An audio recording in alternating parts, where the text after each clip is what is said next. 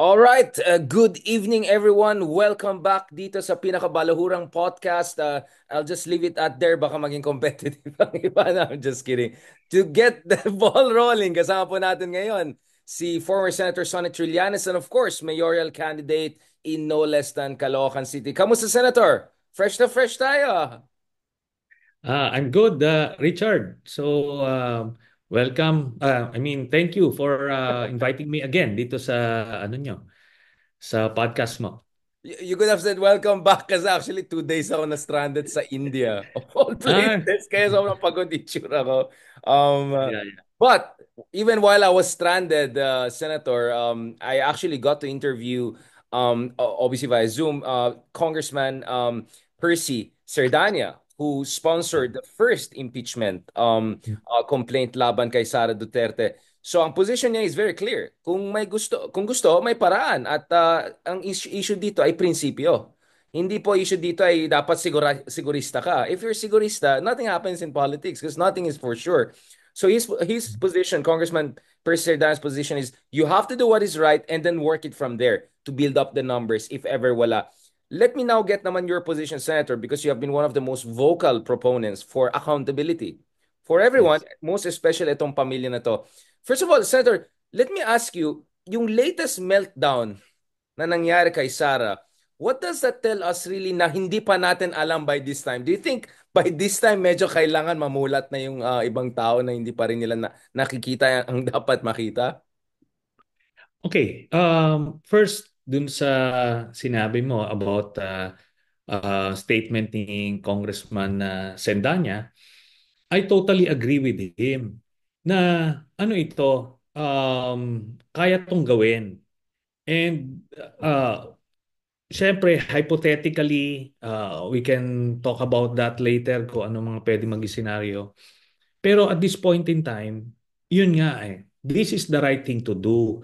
Marami kasi sa mga, ano bang term mo doon? Mga Kaibigan nether, natin, mga kaibigan kaibigan Denver natin. Marcos. I think that's Oo, oo sinabi. eh. Even from the ranks nung mga pinks, masyado na sila nagiging cynical. Siguro, cynical about life in general or about the Filipino politicians. Pero we cannot afford na maging ano tayo, parang hopeless yung situation. Hindi. 'Di ba? This is the right thing to do and it was already done. At yun nga, happy tayo dapat na ang namuno at nanguna dito sa impeachment complaints na to ay yung mga from our ranks, ano, yung civil society, yung mga uh, yung opposition, tapos itong akbayan ang nag-endorse. So yun dapat. Let's give it the energy, the positive energy that it needs to get things rolling. No? Yung mga iba kasi yung sinasabi about the timing. Ngayon, you mentioned about yung meltdown. Alam mo, yung second meltdown ni Sarah, kaya nga dito mo natin makikita na yun yung perfect time to file it, which is now. Kasi kung before the second meltdown yung na-file itong impeachment, looking back, marami pa rin mga taong hindi gaanong sold to the idea that krung-krung itong si Sarah, no? The first one was bad enough pero hindi gaanong ano yun kumalat, di gaanong kumalat. Kaya kung na-file yung impeachment back then, baka ano pa mas malakas yung pushback, mas malakas yung base nila. Pero with the second meltdown, talagang it's clear to everyone na she's a very dangerous person. And yun nga, yung prospect of having her um, succeed as a ano no as an acting president kung may mangyaring masama kay presidente no, God forbid, God forbid. paano na yon, di ba? It would be terrible for our democracy, for human rights, for everyone. Talagang bibira lang ito yung wrath ni Sarah. Nakita mo may anger management issue siya eh. Ah, Kaya you don't give presidential power to such persons. Kaya ngayon, eksakto itong impeachment complaint na to na na-file to ngayon kasi tapos na. Kung anong mga depende sa threshold mo sa amin. Sa atin, probably yung threshold natin, ano pa, na-reach na early on. Pero yung mga pasensyosong mga Pilipino ay talaga nalagpasan na. Kaya this is the right time to push this thing. So I think you came in strongly dun sa question ng timing because at least ngayon talagang kitang-kita ng tao anong pinag-usapan dito. But Senator, pwede natin pag-usapan what are again, what are the grounds for impeachment here from a legal stance? Of course, impeachment is a political process in a sense that you need votes. Pero ano po yung legal mga grounds na ginamit? Parang everything except treason. And Yeah. obviously, treason only works during time of war. So, Yeah. siguro, are you saying that if there was treason law for peacetime, you may have pushed also for the because everything was covered, 20 plus pages. Yes, sinight natin yung betrayal of public trust at maraming instances that she betrayed public trust. Meron siya yung dereliction of duty, yung abandonment of her post na pumunta sa Germany at the height of the super typhoon. Talagang wala siyang pakialam, di ba? So kailangan ma-cite yun. Sasabihin ng iba, hindi naman impeachable offense. Well, kailangan natin mapasama pa rin sa discussion yon. Kasi ano pa rin yon, as a senior official of government, you should be there manning your post during those times of calamities. Then, itong yung sinabi mong treason, yung hindi niya pagbigay ng support sa position ng government doon sa mga issues ng West Philippine Sea, betrayal of public trust din yon. And in fact, nagbibigay pa siya ng positions that actually favor China. So that's another one. Meron din tayong instances of corruption and bribery, yung sa confidential funds, yung sa what's this, yung peace and order funds niya sa Davao. Tapos meron yung bribery, yung tumanggap siya ng cheque from a drug lord during her time as the mayor. Tapos ito na yung mga lumabas dito, yung mga Mary Grace Piatos and everything else. Ngayon kasi yung mga lawyers would argue na kailangan yung covered lang yung panahon niya as vice president. Kaya nga ito political exercise. And when I read the Hamilton papers nung impeachment nung kay ano no as part of our preparation sa Corona impeachment, sinabi doon at least yung founding fathers ng US government, kaya nila binigay ito sa mga politiko instead of yung mga Supreme Court justices kasi yung Supreme Court narrow yung kanilang appreciation of facts, no, and evidence. Yung kanila kung ano talaga, the law is the law. Pero yung sa pagpolitiko kasi mas marami siyang pwedeng i-consider. Hindi lang yung legal aspect, kundi yung political aspect and yung policy aspect. So diniscuss ko nga yan dun sa aking tweet na yung legal aspect is the evidence. May impeachable offense ba? Ginawa ba yon? O kung nakumit yon, sige, you proceed to the political question. The political question is yung mga sambayan ng Pilipino ba, the business community, the international community, and all the other sectors, na-perceive ba nila na guilty itong akusado at nararapat ba na sa mata nila, nararapat bang matanggal siya sa pwesto? That is the political question.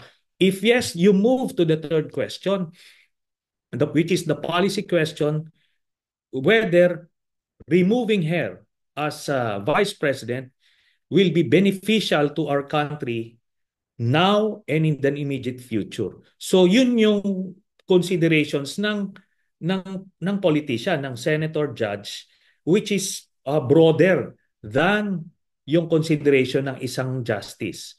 So yun yung reason ng ginawa dun sa Hamilton Papers nung binabalangkas nila yung impeachment Essentially, Senator, during that sinasabi time. mo ang kailangan natin dito hindi lang technical judicial assessment, political Yes. wisdom din ang kailangan. Essentially, national interest, 'di ba? The Yes. interest of the nation. So doon umaasa ka sa wisdom at Mhm. judiciousness, not necessarily judicial intervention, but judiciousness ng mga senador, mga popularly elected legislators. Kasi Yes. mga justices, hindi sila popularly elected. I think that's another element that you want popular, para may say din ng mga tao in a way in correcting a mistake, no? Yes. And ang siguro pwede natin maihambing yan dun sa nangyari kay Bill Clinton and Monica Lewinsky. Ang argument ng mga prosecutors, impeachable offense yan, and based on the evidence talaga na convict na talaga na commit talaga yung impeachable offense. Pero dun sa assessment ng mga mga politicians and ginamit nila yung mga pulso ng iba't ibang sektor, eh kahit na nakomit yung impeachable offense, pero mas beneficial for the country na manatili sa pwesto itong si Bill Clinton, and at the same time sa pananaw ng sambayanan ng US, parang sige, they're willing to give him a pass for that one, parang ganon. So yun yung mga diferensya nito. Otherwise, kung ano lang ito, legal talagang wala na siya, out na siya. So anyway, nasabi ko lang yan as a basis. But yung real politic naman dito kasi is ultimately may mga ibang motivations, ang ibang considerations yung mga senador natin, at it's not necessarily the larger interest of the country, but maaring yung kanilang personal, political, economic considerations. Kaya we'll get into that later on, di ba? Yes, yes. Mm-mm. Again, salamat, Senator, for laying out the grounds, no? Bakit pinili ang impeachment? Kasi mamaya pwede rin natin pag-usapan, why not file criminal charges? Because she doesn't have an absolute immunity. We can discuss that separately, but at least na laid out nyo na you need exercise of political wisdom and judiciousness and taking into consideration all factors pagdating sa interest ng bayan. So although, I mean, the Bill Clinton case, parang medyo, saan tayo mapunta dyan, Senator? But I see your point. Your point was, if for majority of Americans from the understand politicians that certain let's just say inappropriate act, as inappropriate as it was, Yeah. does not undermine essentially yung national interest, did not undermine his ability to deliver. Because Clinton was a very popular president. He was very Yes. effective president, perhaps one of the most effective in recent memory. Although of course we can have a long conversation about his legacy and all of that. So yung sinasabi mo, actually hindi masama na may political consideration because not all politics is bad. There's also political wisdom. Actually, that's interesting, Senator, that you brought that angle kasi hindi lumalabas yan. Para sa atin, pag sinabing political, immediately negative eh. When people are not Mm-mm. saying that, actually legal is very narrow and technical. Well, political could be big picture, kumbaga, yung interest ng bayan, no? Um, Having said that, so para sa inyo, the timing is actually good. And Senator, do you think there's also enough time with elections coming soon? Or maybe not Okay. too soon? Yeah. Yes. So, I mentioned about the timing. The timing is perfect after the second meltdown kasi mas maraming namulat doon. Kaya nga ngayon, kita mo, almost 10 days into the first filing of the impeachment complaint, meron ka bang naramdaman na strong backlash from any sector of society? Wala naman. Yung sinasabi na yung commentary ng INC, ano lang yun? Doon lang sa isang program nila yon.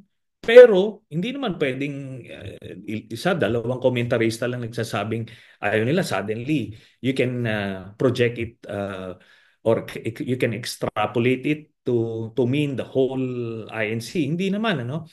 So far, by and large, the business community, the civil society, the international community, and the public at large, hindi nag-push back against the filing of the impeachment. And this is good. Yan yung sounding board ng mga politiko. So, okay, you're getting there. Ngayon yung, is there enough time?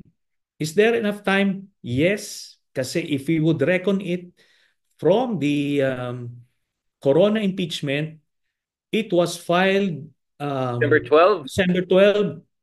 It was transmitted December 13, and the Senate convened as an impeachment court December 14. Nag-start yung hearing January upon resumption. Then, May, nagkaroon ng decision. So, it's practically the same thing. Ngayon, yung sinasabi nila na may election na. Yes, may election. Kasi yung senador, by then, would be wearing two hats. One as a senator and one as a senator judge. Yung hat niya as a senator, magkakaroon ng recess for campaign ng mga mid-February. But yung hat niya as the senator judge sa isang impeachment court, walang break yan. Pwede siyang magtuloy-tuloy. Everyday yung hearing namin noon. I can remember nung Corona impeachment. Kasi it's a constitutional duty. Mabibilang mo yan eh. Ihingiin mo sa prosecution. Ilan ang hearings na kailangan mo to present your case. O, sasabihin nila, let's say, 20. O, tatanungin naman yung defense, ilan ang kailangan mong hearings to present your case? Sasabihin niya, 20. So ngayon, ipapasok mo na yung 40 na yon. Hindi ito kagaya ng mga regular courts na you can ask for a continuance or i-suspend mo yung proceedings, yung maraming delaying tactics. Walang ganon. Dito, ready or not, tuloy-tuloy yan. No? And we saw that every day yung hearings noon. Tapos ito yan, ang next question, yung sinasabi kasi 'di ba may mga drama tayo naririnig na ah, marami pa tayong gagawin, mga kaapektuhin sa trabaho natin. Madidistract tayo, Oh, madadivert yung madidis. attention natin. Oh, Divisive daw, Senator. What do you think division. about that? Oh. But doon na lang muna sa first point na maraming gagawin, Distraction. makakaapekto sa trabaho. Hindi po, kasi yung regular session would be moved ng morning. Tapos yung afternoon, yan na yung impeachment trial. Tapos yung Friday noon, yung isa-set na yan for hearings ng mga bills. So hindi nawawala lang yung bakasyon ng mga senador. Pero yung oras para sa trabaho nandoon, hindi mawawala. Ngayon yung divisive, yung pagiging divisive, kasi ganito yan. Yes, it is divisive, but would you rather let this thing pass just like that, na walang accountability? Hindi rin. Well, kumbaga as a self-respecting nation, ganun na. Binalahura na nung vice president, yung presidente, tapos walang consequence. Paano yan? How can we move forward from that? There should be a closure. So, whether it's divisive or not, ang tanong dito, who caused the divisiveness in the first place? Di ba sila? O yung, if you trace it back, doon pa sa una, yung sa Tambaluslos issue, di ba? Nag-grant na siya kagad noon. Then, itong sa confidential funds, nung lumabas, nanawagan yung tatay niya. Then, maisog rally calling for the AFP to intervene. Tapos pinagmumura na yung presidente, tapos yung mga cocaine, yung mga fake cocaine Ay, videos, polvoron. Yeah, polvoron, tapos yan. may AI-generated fake, at pa na Oh, PM wants to want war in West Philippines. Yeah, I mean, destabilizers. I think that's the correct term, Senator. yes. They used to use Oo, that during Digong all the time, but I think they're the yeah. destabilizers now. Yun na precisely. So, itong mga ito, they've been doing that. Tapos itong mga nagsasabing divisive yan, bakit hindi nyo sinasabi yan doon sa kabilang side when they were doing it? Di ba? They were destabilizing, they were being divisive. So, yung mga arguments naman na yan, ano yan? I think you can gloss over those static noise. But of course, it raises the question of political interest. Now, obviously, pinag-usapan natin for quite some time, mukhang, at the very least, mukhang takot yung ibang senador na baka magkaroon ng backlash sa Solid South. And even if they're not running for re-election this cycle, it might come back to haunt them in the next election cycle, especially kung may ambition pa sila. What do you have to say about that, Senator? That electoral calculus, the Solid South fear factor, if I can put it that way. Ito po, no? Valid po yung ganyang concern. Kaya nga ang proposition ko is why not magkaroon ka ng recess 2 weeks before itong impeachment trial, ano? 2 weeks before the election day, mag-recess kayo to assess all the evidence in preparation for the verdict. Then you can have the verdict 2 weeks after election day. So, in which case, hindi ka tatamaan. Di ba? Ngayon, kung sasabihin mo, kunyari, ikaw re-electionist ka, nag-convict ka, by then, tapos na eleksyon. Hindi ka natatamaan. Ngayon, yung iba naman, sasabihin mo ay future elections, tatamaan ka. But then, subukan mo rin mag-acquit kung hindi ka tinamaan din ng solid north. So way ka ng ano dito. 'Di ba? But sabi ko nga, if the evidence is overwhelming, makikita mo tapos yung taong bayan na-convince at namulat, ano 'yan? The decision would be easier for the national politician. Doing the right thing can be forgiven, 'di Sure. ba? Forgiven by the electorate kasi hindi naman ano 'yan. Interesting, Senator. Kasi you're introducing some new procedural recommendations, if I can put it that way, or sequencing rather, Yeah. no? So, yung isang suggestion mo is, pwede naman i-divide yung daily work nila, especially with budget and all, dun sa proceedings ng impeachment. So, one as senator judge, one as senator, diba? And kung hindi ka Mm. naman candidate for next year's elections, I think you have a lot of time, right? And then yung Yeah. pangalawa, yung voting gawin mo after elections para hindi 2 weeks magkakaroon ng after the electoral. elections. Two Para weeks hindi ka para hindi tatamaan. magkaroon ng backlash. But Oo. Senator, maybe this is a procedurally, flimsy question. Wala bang confidential voting? Kasi the reason I'm asking is in the US they do that, right?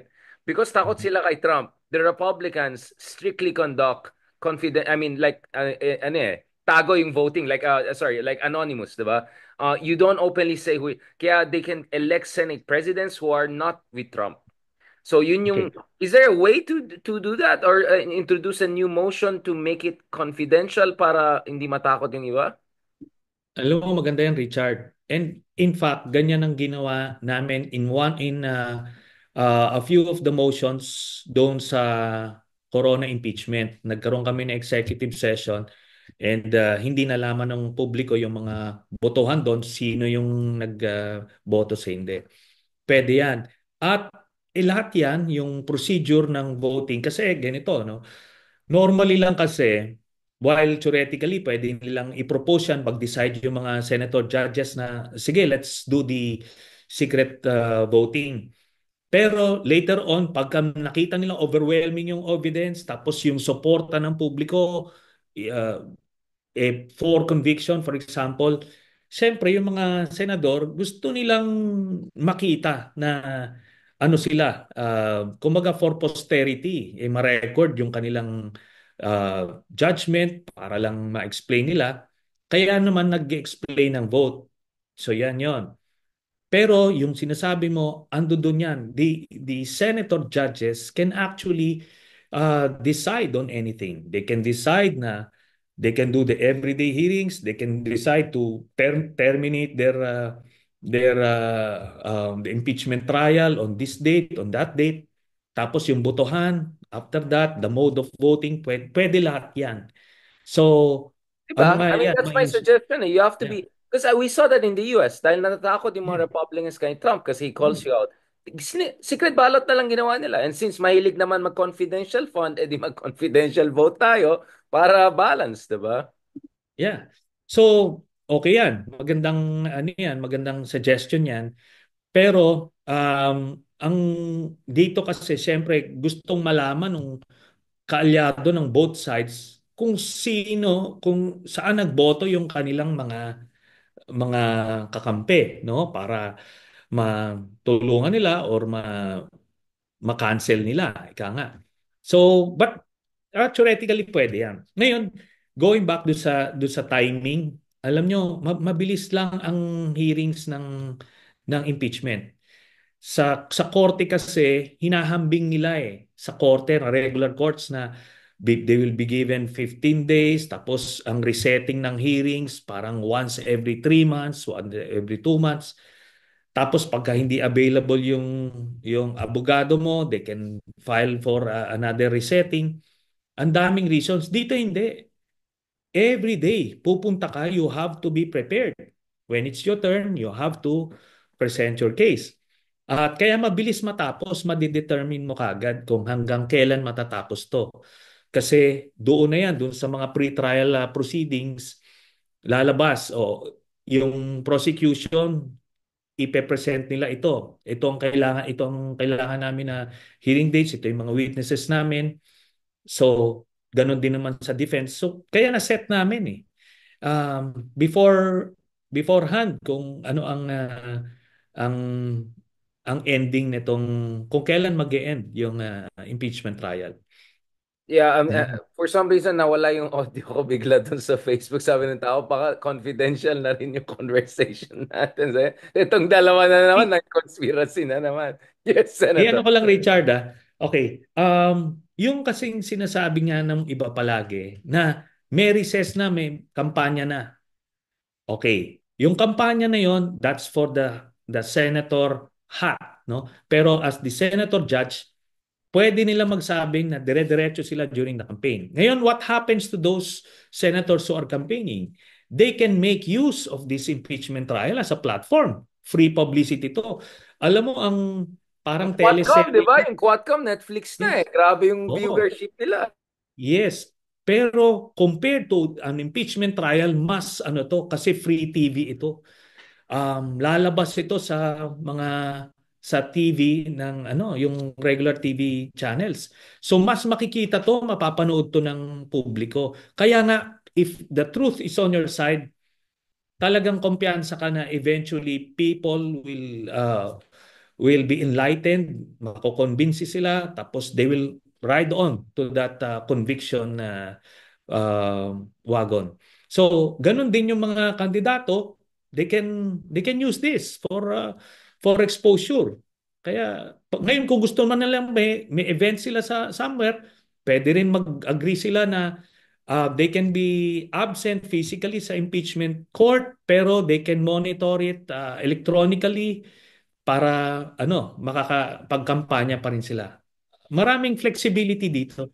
Ang bait natin, Senator, no? We're thinking for all of their interests. Siguraduhin natin secret ballot para walang bookingan. Gandahin natin ang presentation para free. Like, di ba? Like, we are the most Yeah. considerate Oh, citizens. Like, eto na lang kayo. Basta just put your pen to the paper and vote, with your yeah. conscience and the evidence. Kasi I'm just trying to show to people na pag tayo nagsasalita about this issue, hindi tayo bara-bara. Inisip natin lahat ng mga Mm. factors. And you, because Yeah. you're a former senator, you were there in the impeachment process, you understand this sensitivity. So I'm glad that you recognize that. Kasi for me, malaking factor talaga sa tingin ko yung takot nila sa Solid South. Because they Yeah. saw in BBM's number and Romualdez number really low in Mindanao, no? Barely a quarter. And that affected their number significantly. So siguro natakot yung iba, and naintindihan ko yan.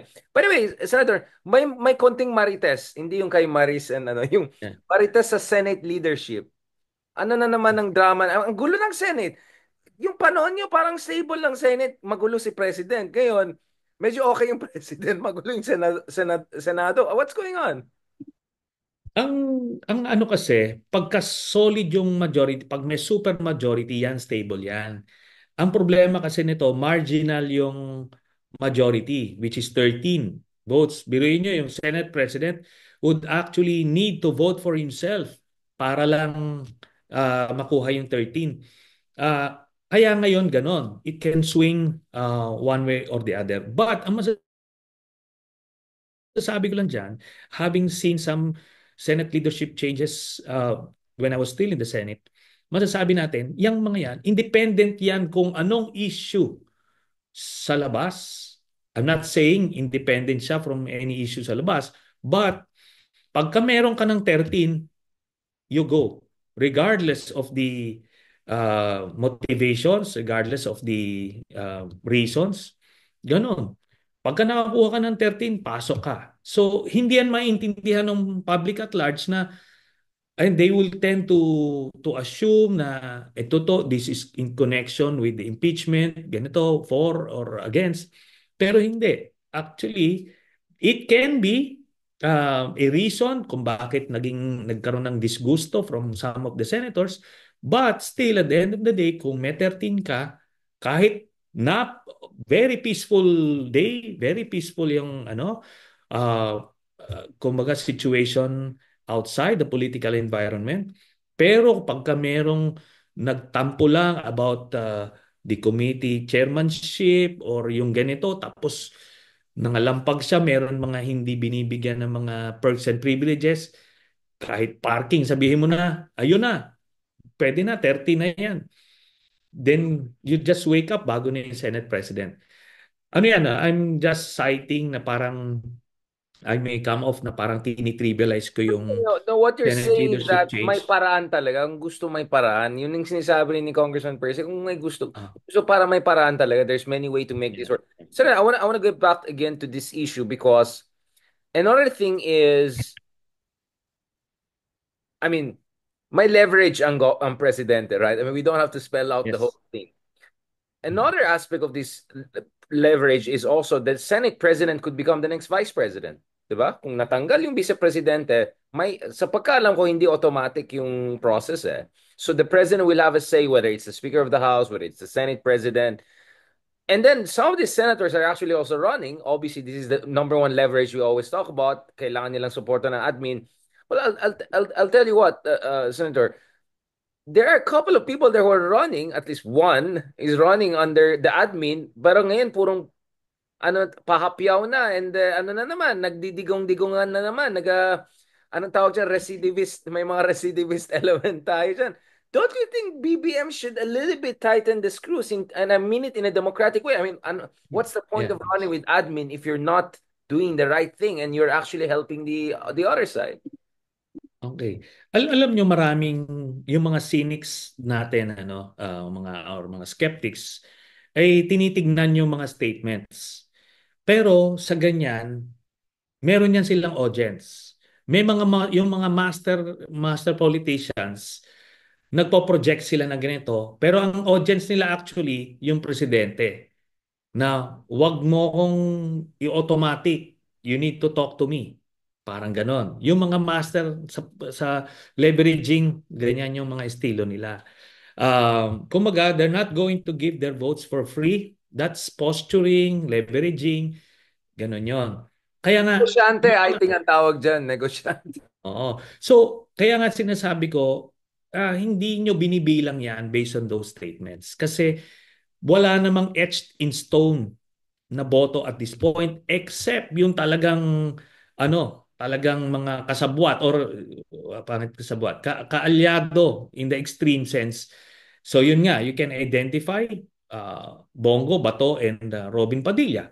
So sila yung kaalyado, wag Kasabwat muna. talaga eh. Kasabwat yung isa Oh, doon talaga. oh, don't dream of turning them kahit na yung evidence overwhelming. Hindi na yan. Doon na yan.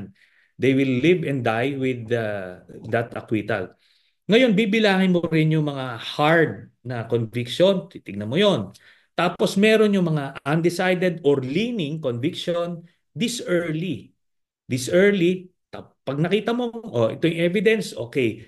Pag na-present nyo na yan, di mas madali na pag nakita na ay maliwanag, mahirap mag-acquit at this point. So, ngayon doon mo na ngayon papasok yung mga negotiations, mga leveraging.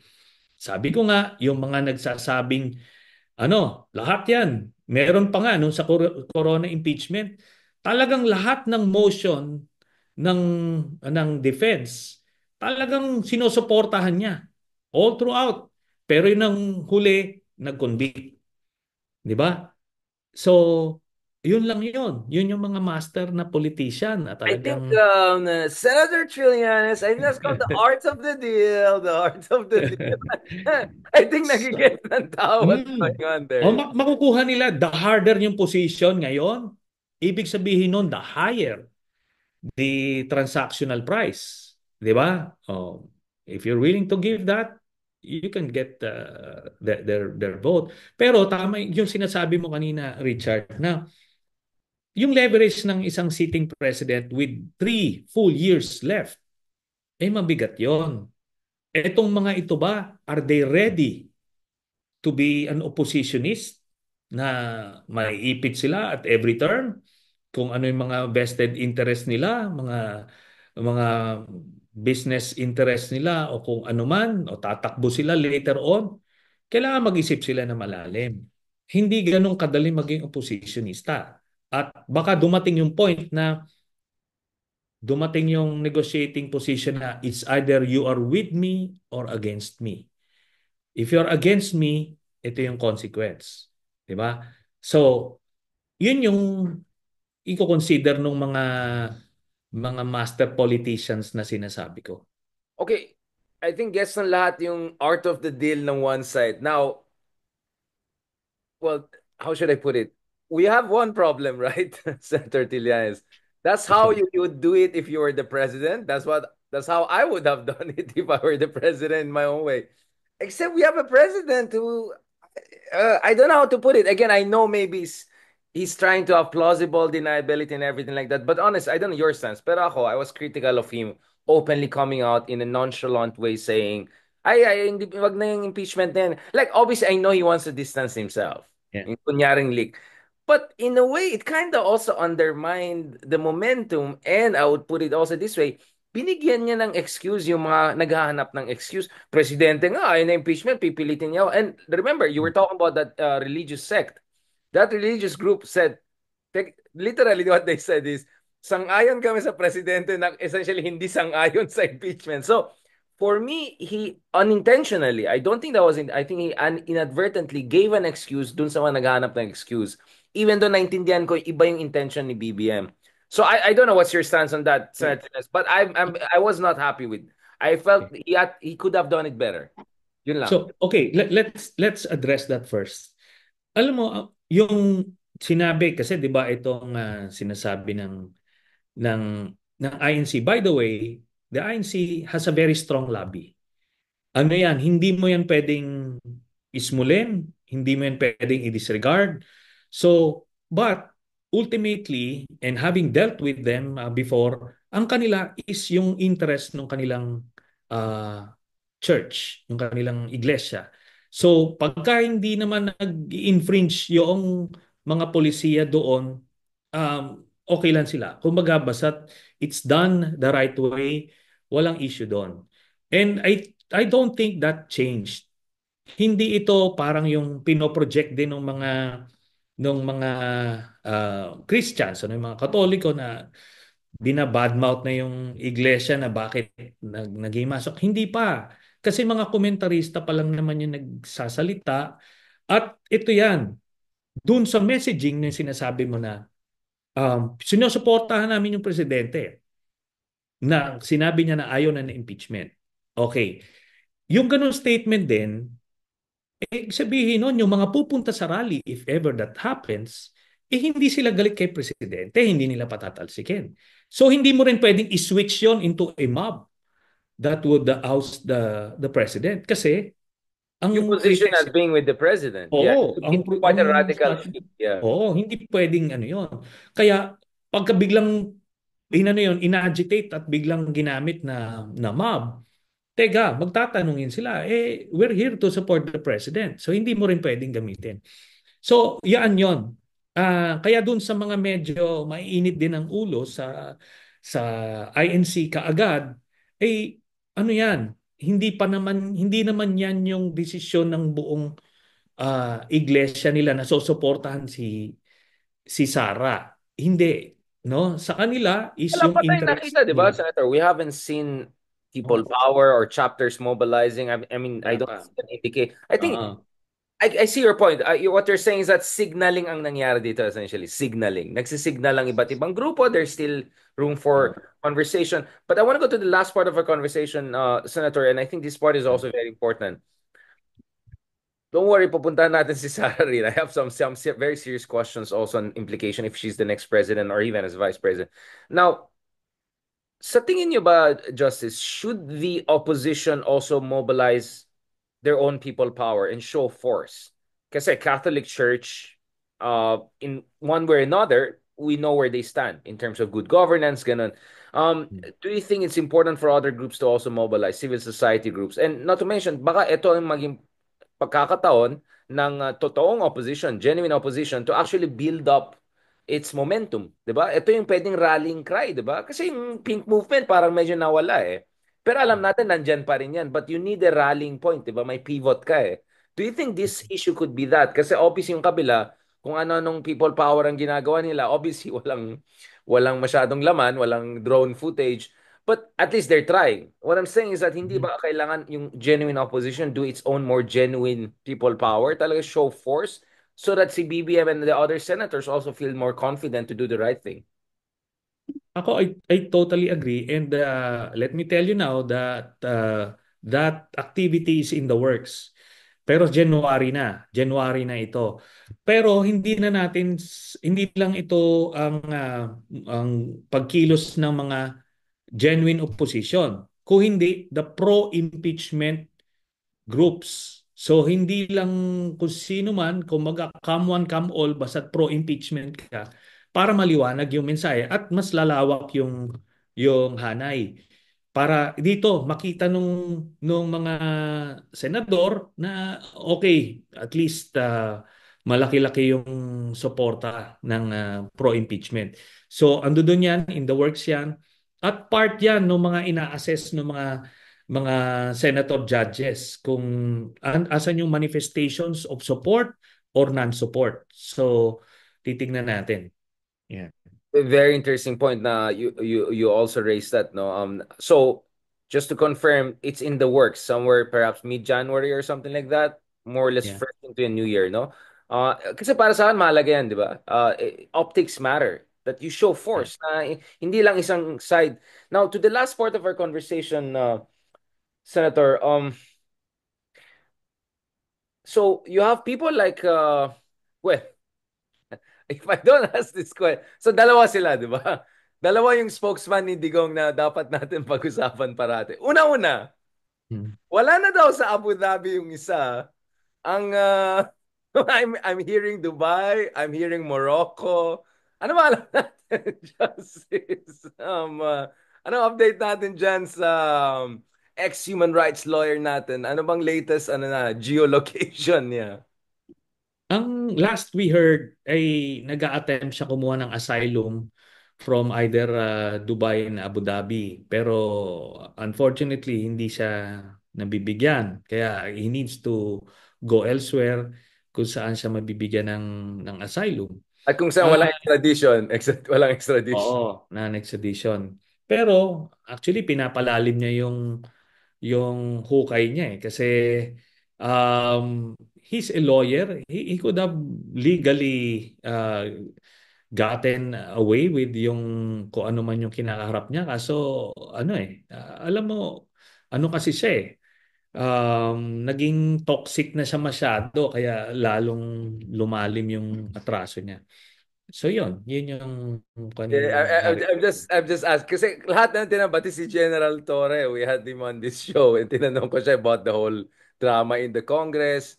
Tinanong ko, meron bang lie detector testing? Kasi ang daming test daw ginawa sa patients. Kasama pang lie detector test. Oh. Tapos, tinanong ko sa kanya, tuloy pa rin, General, tuloy pa rin yung manhunt for former. Ganun. Sabi niya, Richard, can you clarify the manhunt? Sabi ko, ginamit din yung term manhunt. I mean, hindi niya naman. Manhunt. Wala na yung conversation. Kasi, Ano siya? Sunny, Ah, naiinit ako kasi nag-live din siya every night. oo. Natatakan kami, inagawa na kami ng audience. So sabi ko, hanapin nyo nga yung manhunt na, ay, yung manhunt nyo na nga yan. Now, let's go to the other presidential spokesman na Yeah. mukhang tuwan-tuwa nowadays. Blooming siya, di ba? Very blooming. Chill-chill lang dahil wala na yung karibal niya. Panelo, our good Yeah. friend. Pwede ko nakita sa mall dito. Minsan, nagtitinginan kami. Hindi tayo mag-hi. Ito si Panelo. Medyo malikot siya mag-isip, no? I mean, malikot din siya magsalita. He openly is saying na may agitations inside the military. Openly, he's talking about, he's speculating about potentially, destabilize. Is that, is that okay? I mean, why would he even do that? I mean, anong pinagsasabi niya sa military na maraming hindi natutuwa? Anong pinagsasabi niya? Ah, well, una-una, si Panelo is a clown, ano? At he's a propagandist. He's a propagandist, kaya he's doing his thing. Pero one of these days, he will cross that line. Kasi dati hindi ini-ignore siya eh. Pero one of these days, itong agitation niya na yan would cross a line at yun na ngayon, he will be facing legal cases of his own once he does that. So ako hindi ko nga ano eh, hindi I don't mind his statements. Nagtataka din ako sa media bakit kino-quote pa siya kasi hindi naman yan may deniability. Ni Digong wala naman ako sinabing ganyan. Kumbaga ano lang ito eh, mga propagandist who just say things ko anong pwede to further their agenda. So, yun. Yun ang It tingin could ko sa cross kanya. into incitement. That's what I'm saying. I mean, Yes. for me, what the heck is he trying to do, diba? Although aminado siya, lima lang sigurado sila will side with them in the Senate. So he's open to the idea that three or four senators may eventually go to the other side and seal the deal. Why would Panelo say that? Is it because he's smart or not smart? Like, bakit niya aminin na lima lang talaga masisecure? Pinangalan pa niya, 2 bilyar, isang Pongo, isang... Hindi Like, naman. Actually, naging cryptic siya. 5 yung pinangalanan niya, but he's saying na marami daw. Pero ano yan, bluff yan eh. Bluff yung mga yan. Alam mo, kumbaga, if you would give credence to his statements, talagang ano ka na eh. Um, may problema na sa'yo. There's something wrong with you pag binigyan mo ng lang, Senator. credence. Yan yan. Bakit So, sineryoso ko siya? I mean, I have all these footages and videos na incitement. oo. Sabi sa niya, kinuha ko yung intel niya. Pero ilang beses na nasunog yan si Panelo. But ano eh, kaya nga ano na siya eh, hindi dapat siya binibigyan ng weight. Pero yung sinasabi kasi dito, at the starting gate, okay, may mga leaning acquittal, may definite acquittal, may mga leaning conviction, tsaka mga definite conviction. So, yun na ngayon. That's the starting point. Then the negotiations would start from there. Pero the evidence will help ease itong mga ganito. Kasi kung maliwanag na sambayan na talagang she has committed an impeachable offense and they're convinced that she deserves to be removed from office, aba, kung ikaw national representative, mahirap sumalungat doon. But still, they would ask for concessions. At kung kaya naman ibigay mo for the larger political interest. Ngayon, ganito, no? For the, meron kasing mga uh, tao na who assumes that they're living in a perfect political world na parang bakit may ganito, bakit may concessions. Para lang malaman nila, 'di ba nung kay Abraham Lincoln nung pinasa niya yung abolition of slavery, Right. nag-concessions din siya. To the He needed, Democrats back then, yeah. oo, pinush niya yon kasi yung larger interest, yung cause, 'di ba? Yung pinupush niya na advocacy is larger than a few appointments here and there, kung ano man. Pati nga yung pork barrel na uso kay Abraham Lincoln eh. Kasi kumaga, if you focus on the national interest, then ganun yon. Those are small prices to pay. Di Pudding, you ba? have to schmooze it a Oh, little bit. Of course, we're going to the last part, going full circle back to you to Sara Duterte, your favorite politician. Because I want to remind people what are the stakes here, and if this doesn't work, yari lahat. But Senator, I actually disagree with you. I think the media should interview Panelo so much so until he crosses a threshold and then magkita-kita na sila sa Dubai or Marrakesh. Like malapit na rin papunta sa Dubai ito eh. Baka siya pa yung bibigyan ng asylum ng Dubai. asylum. Magka-compete sila. That would be quite something. Now, let's talk about Sara Yeah. Duterte. Yes. Para na akong Sara, biglang serious na. Hindi na ako biglang serious mode. Ay, nakakaawa itong mga topics natin. Yung nakawa tayo sa mga subjects of analysis natin. No, speaking of Sara Duterte, obviously, maybe it's a bit awkward racing this with you, Senator, but Yeah. when the martial law, the 6-hour martial law was declared in South Korea, Mhm. I was talking to my South Korean friends and all of that. Of course, the next day they were saying, at least nakita natin yung strength of our democracy, lumaban ng parliament, lumaban ng ganyan. But nevertheless, crazy yun, di ba, for a South Korean president to Yeah. think Yeah. could pull off what they were doing in the 70s and Mm. 80s. And then I would wonder, like, wait, what if Sarah is the president? Do you think she will also pull that and make sure, and maybe in her case, she could be more successful? What do you think? Because, I'm just saying, we are in a crazy world, right? Anything can happen. I mean, this is South Korea, one of the most prosperous and successful democracies. Yeah, alam mo yun, that's one of the possibilities. Pero ito yan, Richard. Kung maka kung mag-assume si Sara ng presidency by kung ano man ang mangyari kay President Marcos, she is eligible to run for re-election in 2028. Agad So yan. she may not need Oo. to do those things, no, para ma-extend siya. Bata pa itong mga ito. Tapos na-imagine mo, ilang years of Sara, 9 years of Sara, then you have Defense, Pulong, Defense di ba? Secretary. Handa, patayin lahat ng Oo. mga pato. Ano Oh, daw? may basti pa. So kumbaga, you'd probably have 24 years of the Duterte family. By then, bata pa rin sila, mga nasa late 60s pa lang sila. Yon talagang by then banana republic na talaga tayo. Pero yung point mo kanina, Richard, you can pursue both criminal investigation and the impeachment. So pwede siyang kasuhan. Ang maganda lang kasi dito sa impeachment, nakikita nung taong bayan yung ebidensya laban sa kanya. Kasi pagka criminal investigations lang, biglang lalabas na yung warrant, magkakaroon pa ng simpatiya. No, bakit nyo kukulong, ganyan, ganyan. 'Di ba? Pwede kasi yan to follow or concurrent. 'Di ba? Kung current siya, anyway, pagka na-impeach na, nakita na ng taong bayan, grabe pala yung ginawa nito ni Sara, karapat dapat lang na makulong siya, parang ganon. Oh, kasi yun naman yung political component. Remember, this family magaling ito mag-manipulate ng emotions ng taong bayan. They can deceive people, no? Master sa pagbubudol itong mga ito. Hindi lang Mm. siya, pati si Bato, ang tawag ko dyan, Davao School of Drama and Arts. Kasi dalawa yun eh. May Davao School of Constitutional Law, yung naalala mo yung kay Kibol. Wala kayong warrant of, parang warrant of arrest, pero hindi search warrant. Kaya hindi kayo pwede pumasok. Naalala mo yung ganon, di ba?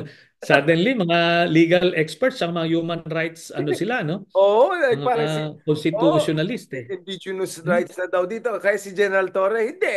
Hindi. I can, like, you can imagine, like, medyo kakaiba Yeah. yung mga kaibigan natin dyan. Uh, Mm-mm. but I want you, so in short, yan ang sinasabi ko eh. Actually, you can have a situation whereby the impeachment proceeding, even if it fails, I'm talking about Yeah. like scenario two, right? Even Yeah. it fails, it creates sufficient transparency. Kitang-kita ng tao, yung baho Yeah. ng sistema, kitang-kita ng tao, yung mga, kababalakan. So, even if mag-fail ito dahil lang namumulitika yung mga ibang senador, namumulitika yung ibang congressman dahil inuunan nila yung interest nila or takot lang sila, mamaya, pag pumasok yung legal process naman, which could also lead to disqualification, at least, magka-complement sila. Yeah. In a sense, di ba? Now, I'm not saying this is what's gonna happen. Ang sinasabi ko is, yung mga cynic, hindi lang yung mga skeptical, ay, walang mangyari yan. Ang sinasabi ko dito is, marami pang scenario kung saan may measure of accountability pa rin ang pwede mangyari. Na kumbaga, Yes. it's not an all or, it's a zero or all kind of situation. Having said that, Senator, there could be also a worst case scenario whereby everything will run out of steam. Masyadong conflict avoidant yung isa. Masyadong takot yung isa. Magulo yung Senado, hindi lang ma-put together. Who knows? Kaya nga may chismis pa sa akin. Baka pati nga sa Kongreso, wala silang 106 votes. I don't know. Maybe you know better than me. Yeah. You, Oh, I, I want you to lay out to people, and before I know you're going to question the assumption, but I want you also to lay out people, Senator, especially itong mga kaibigan natin na never Marcos. Let's just put it that way, right? I agree with them. Now we need accountability for Marcoses, dictatorship, whatever, everything. But just remind them, ano yung maging iba if you have a Duterte administration again versus status quo? Because ang rhetoric dyan is pare-parehas lang naman yan. Let them destroy each other. Let's just popcorn and di ba yun ang Yeah. post mo, Senator? We're not gonna do popcorns. The stakes are Yeah. too higher to do popcorns. And I think at this point in time, nahihiya na rin sila sa sarili nila dun sa position na yon. Yung passive position na yon, it's not selling. Kasi dito, it's either if you sit on the fence, then you are a passive Duterte supporter. Enabler. Ganun yun. Enabler. Uh, yeah. So there are no ways about it. Talagang ganun ang kalalabasan nun. Ngayon, ah, ang ang gusto ko naman na point doon sa earlier ano mo na position mo, Richard, Yung na ito scenarios. ito yung gagawin probably natin, pero bakit itong presidente medyo conflict ano no may conflict aversion Yeah. ngayon. Pero ito yan, Richard, 'di ba? Noong una ayaw yung ang projection is ayaw yung ICC, but here we are. Noong una ayaw yung impeachment, but here we are. Kumbaga, probably is it pwede mo ba masabi na ganun yung kanyang style? Di ba? Ganun yung kanyang style, but he gets the job done anyway. Slow but Because sure. remember, Slow but surely, yeah, parang ganun. yeah. But ako, at this point in time, I'm not going to question his wisdom because this president back in 1986 found himself hold of the country in a C-130. Nakaupo siya sa bench sa C-130 for long haul flight yan. Tapos ngayon presidente siya ng Pilipinas. So probably in his mind and at least based on the fact that he's president, he's doing something right. Di ba? So kung yung approach na yun worked for him all these decades, so yun yung kanyang go-to move, so to speak. But But that's where, bottom line, Senator, I think that's precisely my concern, no? Na dahil nag-work itong, let's just call it the cautious approach, right? Let's mhm, just say, okay, let's go. The Fox approach has worked so good. Biggest margin ever. Bigger yeah, almost than his dad, right? I mean, since yeah. inside, if you're in BBM's shoes, you'll say, bakit yung kini-question? Ako, napaka-successful kong politician, right? Imagine from -10, I came all the way here and still I have majority support. Even yung ibang dilawan nga, okay na sa akin ngayon, the world. I get it, but ang worry ko kasi dyan, Senators, that's precisely where baka he might go wrong this time. That this time might be different, that he needs to level up. Remember, Machiavelli said, you have to be a fox, but you also Yeah. have to be a lion. So once in a while, But kailangan natin yung tigre ng norte ay magpakita. Yun ang okay, sabi pero ko. ito nga, that's precisely my point, Richard. Yung public projection is the facts. Pero ito tingnan mo, if you would dissect just a bit deeper, anong palagay mo dun sa ginagawa nitong Quadcom and all of that? Sure. House yan eh. That's the lion part. 'Di ba? That's what I'm saying. Basta Hindi lang na-contract out yung lion. hindi lang siya yung conflict averse. Conflict averse projection wise. Pero the lion is there. Kumbaga, ang hindi lang ito, one entity siya. Hindi lang yung siya per se, but the whole apparatus of the government. So, ando doon na yung lion. Kasi hindi naman nangyayari yan in a vacuum. Kasi we know that yung house is practically an extension of the office of the president. So these things are happening because it was allowed to happen, 'di ba? Kaya 'yun ang kailangan nating tignan doon. Kaya ako yung palaging sinasabi, he would say what he needs to say, but he would do what he needs to do. And hopefully, let's hope na ganun ang mangyari. 'Di Parang ba?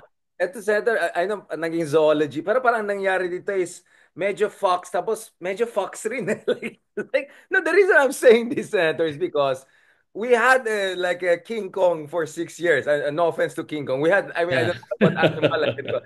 Di ba, for 6 years. Ganun. Yeah. Anak niya Oh. ngayon, nakakalat na. I'm just saying, when you're up against that, as an Ilocano, I want a little bit of tigre also being shown, di ba? Once in a while. Yeah. For public also, kasi the lion is not only the iron fist from behind. The lion is also roaring. Okay, Mm. he has to roar once in a while. Yun ang point ko. Kasi in fairness, sa West Philippine Sea, he's roaring, right? Yeah. Very clear. So we saw his lion side already, or tigre side already on West Philippine Sea issue. But as I always said, Senator, I love having you on this show because your perspective is really unique. And it's unique in a way that it comes from your experience. It also comes from a lot of intelligence information that obviously you cannot share everything in public. So I get where you're coming from, Senator. Ang akin lang, Senator, is Yeah. from the outside, ang tingin ng iba, he has to also roar once in a while in the public. Kasi hindi siya in a vacuum eh. Ang kalaban niya, di ba? Pag ang kalaban mo ganyan, you have to a little bit, roar once in a while. Yun lang sinasabi ko. In Ako, a normal I situation, agree, Richard. Ako, I agree. I agree. Talagang, alam mo, I can imagine, di ba? If we were in his shoes, we would do things differently. But um, fortunately or unfortunately for him, that is his go-to move, ika nga. Yung instincts niya, ganon. Whether that would work this time, let's certainly hope so for the sake of our country, di ba? But I think hindi siya passive because things are happening on the ground yes, na I hindi agree. mo nakikita yung necessarily yung ano niya, Well, sinabi naman ni Sarah fingerprints. Sarah, binubuking ni Sarah na ano lang, kunyari lang mga yan, but they really want to take me down. But on that note, Senator, how is your mayoral race? How can people help you with that? Kasi essentially, this whole conversation past hour was, how can Yeah. people be helpful or at least not be nega on something as important as accountability? What Mhm. else they should do to help, progressive leaders like you, Senator? Kamusta yung race sa Caloocan? It's getting ano no very very interesting. I think the race is tightening. I started off at 8%. Back in October, nasa 40s na ako.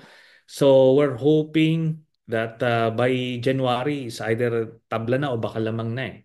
So it's getting tight and we have lots of time left to win this thing. So maganda yung response ng tao at maganda yung numbers at so yung mga pinks no now who still want to help the progressive leaders, they can just pass the word at marami naman taga-Caloocan din na pinks, di ba? Yun lang mga na ano nun, mga dyan na nagtampo at some point. At the same time, at the end of the day, they're faced with two options. The incumbent or this new guy who promises change for Caloocan. So, ganun lang yan. Mm. Salamat, Senator. Yeah, I think the whole point of this conversation is maybe instead of just popcorns, help with accountability, help good mayors, right? Yes, Because yes. actually, my chance, my opportunity, and then in all due respect to our great president, maybe the Tiger Fox might work. Never know. Greatest comeback. So, marami na magagalit sa Trump impression natin. Thank you so much, Senator. Hope to catch up with you soon in person, sana, either year-end there or start of the new year. Sana, I think people would love to see us again in person together and all. So I'm arranging separately. And hopefully we can bring in sila Ronald, ganun, para makulit tayong lahat. At yung mga ayaw natin sabihin, si Ronald na lang magsalita. Chance na mapawag natin. Sige, sige. Salamat. Oh, Best, maraming salamat, of Richard. course, as always. Ang ganda ng response, by the way. Ang dami makulit dito. Ang dami nagka-comment din. Our mayor, Blue Heart. Yung ba yung ano mo? Blue Heart? Blue ba yung color ng ano mo? Ayun po. Yes, yes.